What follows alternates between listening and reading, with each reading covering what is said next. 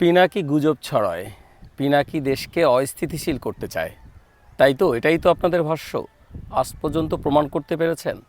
আমরা সাধারণ মানুষ একমাত্র পিনাকি দাদাভাইয়ের কাছ থেকে জানতে পারি এই দেশের পানিটা আপনারা কতটা ঘোলা করে মাছ শিকার করেন, তাই না?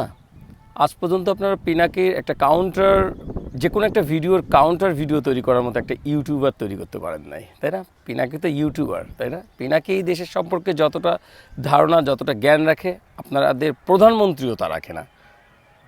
আপনারা যদি পিনাকিকে গুজববাজ বা দেশকে অস্থিতিশীল করতে চান, এরম প্রমাণ করতে চান, তাহলে আপনাদেরকে একজন ইউটিউবার বানাইতে হবে, যে ইউটিউবার তাকে প্রতিটা ভিডিওতে কাউন্টার ভিডিও তৈরি করবে এবং প্রমাণ করে দেবে যে পিনাকি যে কথাগুলো এই ভিডিওতে বলছে সব ভুল বলছে। তাহলে আমরা বুঝবো হ্যাঁ, পিনাকি গুজব, পিনাকি দেশকে অস্থিতিশীল করতে চায়। সেটা তো আপনারা কখনো পারেননি। তৈরি করুন, প্রমাণ করুন, তারপর পিনাকি দাদাভাইকে বলেন যে সে গুজববাজ।